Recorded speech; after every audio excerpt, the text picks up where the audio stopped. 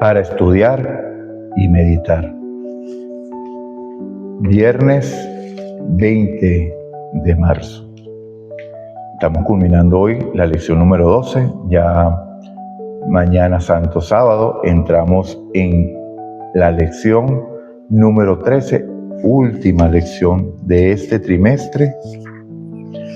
Y bueno, finaliza ya el primer trimestre de este año 2026. Cómo se fue el tiempo, ¿no? Lo que hablamos el día de ayer, aprovechando bien el tiempo. Entonces les recuerdo que la lección tiene como título en esta semana, la número 12, la vida en comunión con los demás, y el versículo para memorizar lo encontramos en Colosenses capítulo 4, versículo 6, y dice: que su palabra sea siempre agradable, sazonada con sal, para que sepan cómo conviene responder a cada uno. En mi versión, Reina Valera 95, dice: que sea su palabra siempre con gracia, sazonada con sal, para que sepáis cómo debes responder a cada uno. Nada más cambia la palabra agradable con gracia. Entonces, estudiamos primeramente la relación con los cónyuges. Les recuerdo que esta lección se trata de poner en práctica ya lo aprendido. O sea, si Cristo es superior, si somos ciudadanos celestiales, si Cristo es preeminente en nuestra vida, si vivimos con Cristo, si Cristo ha desarrollado el carácter, este va a ser el resultado, porque esta es la vida de comunión que tuvo Cristo en el mundo, o sea, con los demás. Entonces vamos a orar para dar inicio a la lección. Recordemos la importancia de la oración siempre. Padre nuestro que estás en los cielos, gracias, Padre, te damos porque sabemos que estás con nosotros siempre, oh Dios. Gracias te damos por tu amor, por tu misericordia, por el cuidado que tienes para con nosotros, por tu inmenso amor. Perdona nuestros pecados, oh Dios, y límpianos, oh Padre, de toda maldad. Que tu Santo Espíritu nos tome enteramente para que podamos andar glorificando tu nombre permanentemente. Esta oración la hemos hecho sin méritos, porque no hay mérito alguno en nosotros, pero en los méritos santos de tu Hijo Jesús. Amén y amén. Bueno, mis amados, el punto más importante de la relación de cónyuges es que empieza la exhortación diciendo que mujeres, someted a vuestros maridos, pero la condición sine qua non, la condición necesaria, es que el marido debe estar sometido a Cristo como conviene. ¿Okay? Si su marido vive una vida conforme a Cristo, conforme a la palabra de Dios, si ha aprendido, o el Espíritu Santo, mejor dicho, porque no se trata de aprendizaje, se trata de poner en práctica las enseñanzas de la Biblia, porque el Espíritu Santo está trabajando en nuestras vidas, en nuestros corazones, en nuestras facultades superiores. Entonces la respuesta de esa vida de amor que le va a dar el esposo, porque si está siendo conducido por el Espíritu Santo, ¿cómo se va a comportar? En amor, en respeto, en protección, con los atributos divinos. Entonces, ¿cuál va a ser la respuesta de la esposa?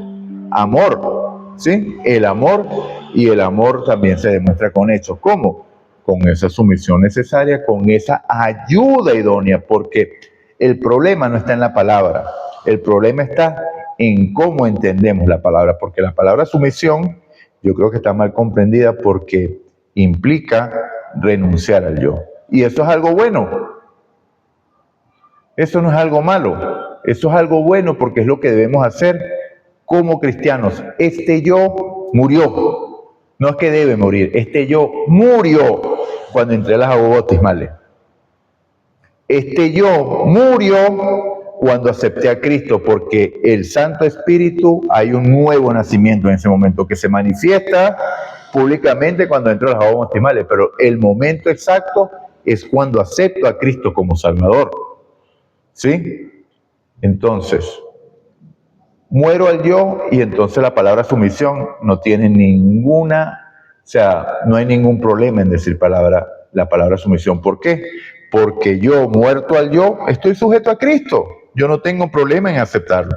Entonces la mujer no debería tener problema en decir que está sujeta a su marido. En este mundo de hoy, esa palabra es una palabra de irrespeto. Están vulnerando tus derechos. Eso es un abuso que te digan que tienes que estar sometida. Eso es sometimiento. No. Es un acto voluntario en respuesta al amor dado por el esposo. Ahora, los hijos. ¿Qué sucede con los hijos? Lo que podemos resaltar aquí en cuanto a los hijos es que como padres, la forma en que tú los trates, así van a ver ellos a Dios. ¿Por qué? Porque ellos saben que tú tienes una relación con Dios. Si la tienes. Porque si no la tienes y les quieres presentar a Dios, es peor aún el asunto. Porque entonces estarías actuando bajo un disfraz. Por eso es que es tan difícil, que esa pregunta la hicimos ese día y no la respondimos porque queríamos esperar su respuesta.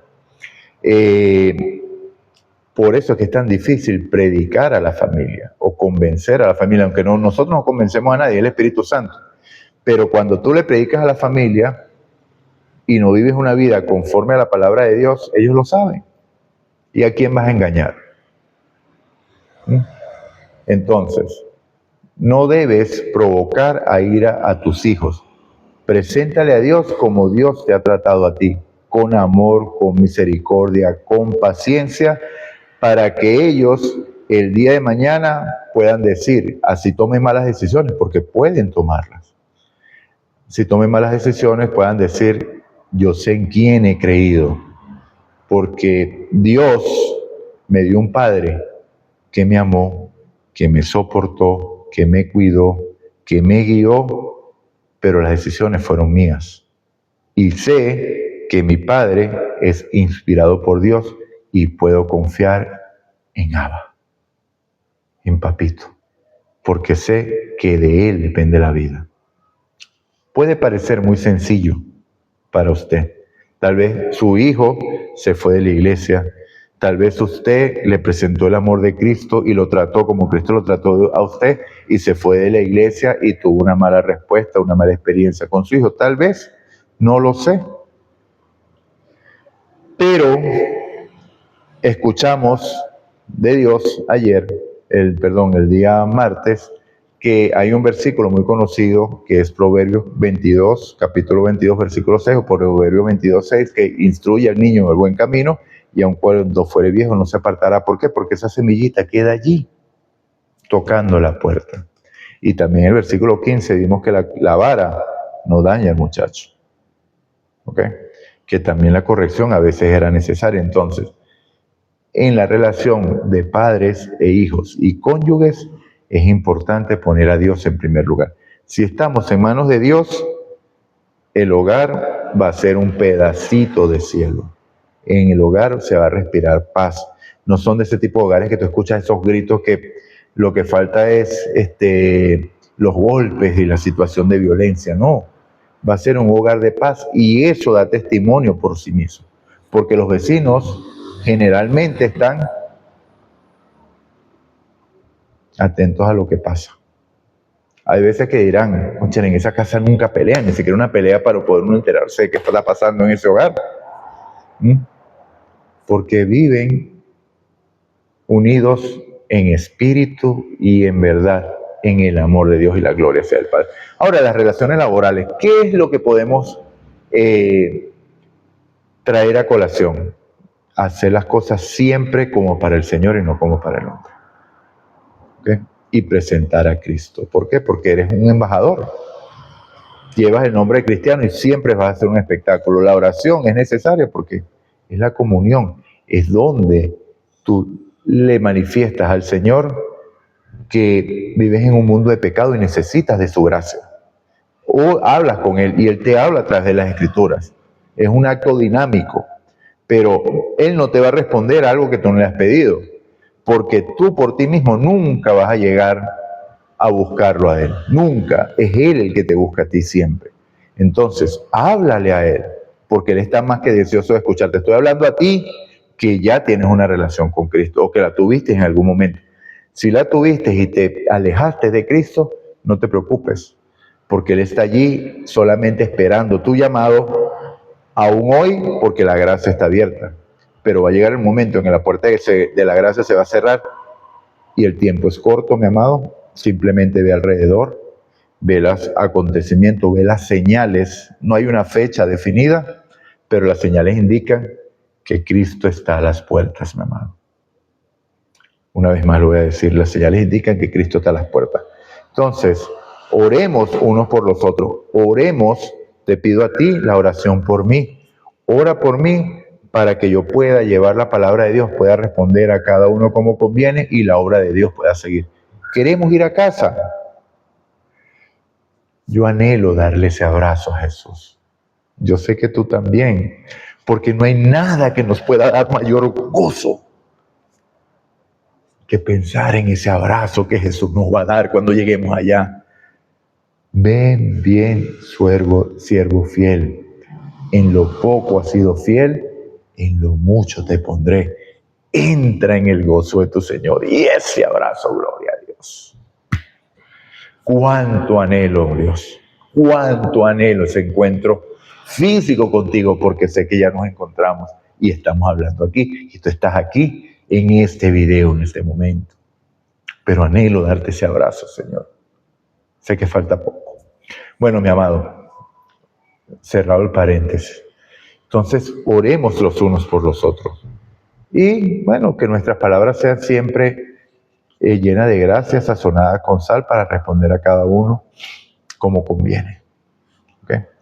Debemos andar en sabiduría. Recordemos que la Biblia nos revela la verdad, no para que la conozcamos, no para que la aprendamos, porque la Biblia no es un libro de texto común, es palabra de Dios, es palabra de vida. Entonces, si la internalizamos y el Espíritu Santo está trabajando en nosotros, estas palabras de vida van a ser una vida práctica. No va a ser teoría, sino práctica. ¿Ok? Bueno, el resumen ha finalizado entonces. ¿Qué es el hogar? Un pedacito de cielo en el cual todos deben colaborar. Estábamos comentando hace poco con unos hermanos que de verdad que los periodos de 7 años en nosotros, el hombre, los periodos de 7 son extremadamente importantes. Bueno, Dios de hecho hizo la creación en 7 días. El 7º día lo reposó y lo santificó, y mañana vamos a estar en día sábado gozosos porque es un encuentro especial con nuestro Señor. Pero es importante que prestes especial atención a tu hijo desde los 0 hasta los 7 años. Porque en esos primeros periodos de 7 años, el carácter del futuro hombre o mujer está siendo formado. La segunda etapa, viene de 7 a 14, la adolescencia. A los 21 años, que es la tercera etapa, el último cierre de 7 años, es la entrada a la adultez. Y estoy seguro que cada 7 años hay una etapa que se está cumpliendo en nuestras vidas, porque esos son los ciclos que puso Dios en nuestra vida. Bueno, mi amado, entonces, ¿qué es el cielo? ¿Qué es el hogar, perdón? Un pedacito de cielo en el cual todos debemos colaborar. Si andamos en Cristo, el amor de Cristo nos constriñe y no dejamos que el hogar esté desbalanceado, unos cargas más, otros cargas menos. ¿Por qué? Porque hay armonía, hay orden, ¿ok? Y por sobre todas las cosas, hay palabra de Dios en ese hogar. Vamos a leer una cita de Testimonios para la Iglesia, tomo 3 de la página 591 y 592, porque me pareció bastante interesante. Dice: si queremos caminar en luz, debemos permitir que Cristo entre en nuestros corazones y en nuestros hogares. ¿En dónde? En nuestros corazones y en nuestros hogares. Debería hacerse del hogar todo lo que la palabra implica. Debería ser un pequeño cielo en la tierra. Un lugar donde se cultiven los afectos en vez de que se los reprima deliberadamente. Era muy común, amados, en las generaciones pasadas, ausencia de actos de cariño en el hogar, porque eso implicaba debilidad. Eso es lo que se creía, pero no es debilidad.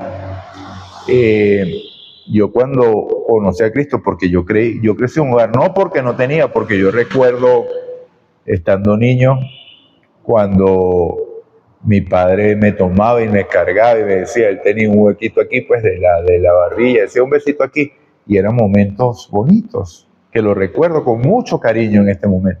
Pero cuando uno va creciendo, eso se va perdiendo, entonces se crea como una pared, una barrera ahí, que entonces hay que tratarse con seriedad, y esos actos de cariño ya no son comunes.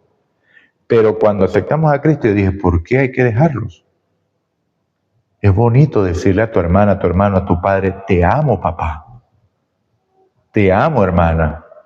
Y que eso conlleve a un acto real de que te preocupes por sus cosas, que le preguntes, que le llames, que estés ahí en el acompañamiento del día a día, que sepan que cuentan contigo como el amor real. Ok, sigamos. Ok, nuestra felicidad depende de que cultivemos el amor, la comprensión y la verdadera cortesía mutua. Deberíamos olvidarnos del yo, lo que dije, buscando siempre oportunidades, aún en las cosas pequeñas, para mostrar gratitud por los favores que hemos recibido de otros. Y estando atentos para ver oportunidades de alegrar a otros y aligerar y aliviar sus tristezas y sus cargas mediante actos de tierna bondad y servicio, lo que Cristo vino a hacer con nosotros. ¿Okay? De bondad y de amor. Estas atentas cortesías que comenzando en nuestra familia se extienden fuera del círculo familiar contribuyen a formar la suma de la felicidad de la vida, y el descuido de estas cosas pequeñas constituyen la suma de la amargura y la tristeza de la vida. El primer campo misionero es su hogar.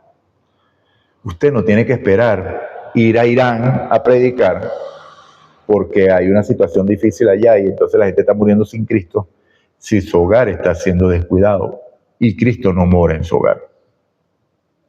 El primer campo misionero es su hogar y somos responsables de que el hogar sea un pedacito de cielo. Vamos a hacer dos de las preguntas el día de hoy.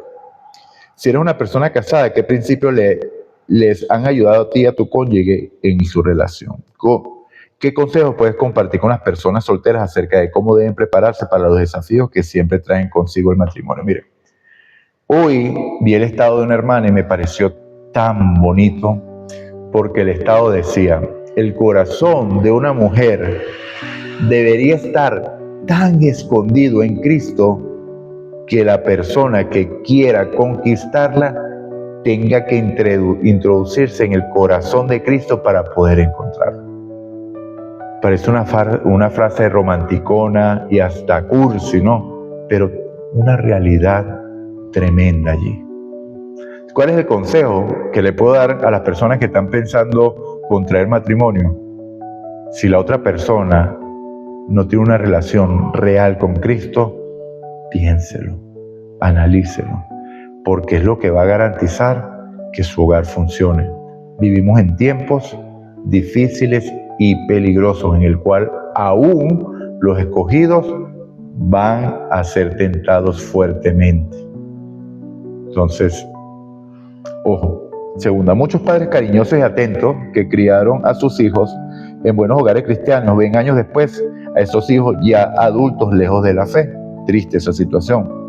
¿Qué consejos y consuelo podríamos dar a esos padres? ¿Y qué sería mejor no decir?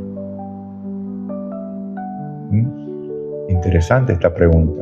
Yo me voy a ir más bien porque es difícil dar un consejo válido. O sea, simplemente no, sigue orando, tus hijos volverán, etcétera, etcétera, ¿no?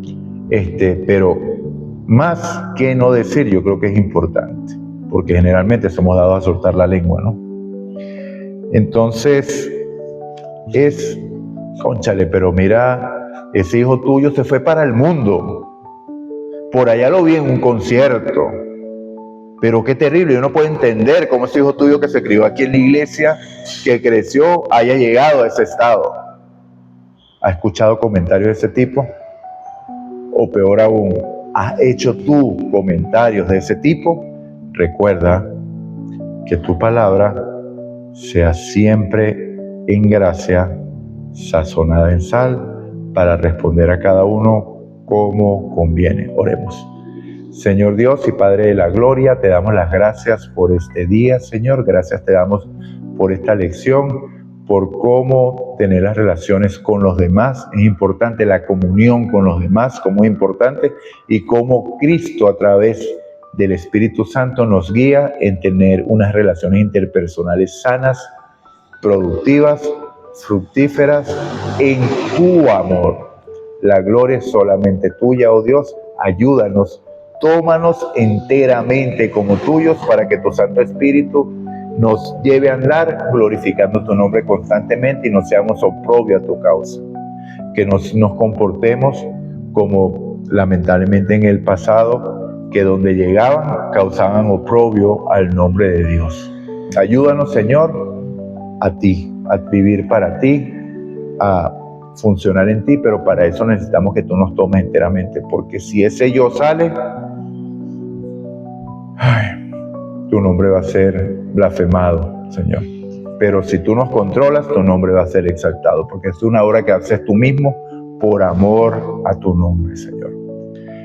Perdona nuestros pecados, límpianos de toda maldad. Oración que hemos hecho en el poder y en el nombre de Jesús. Amén y amén. Dios te bendiga, Dios te guarde.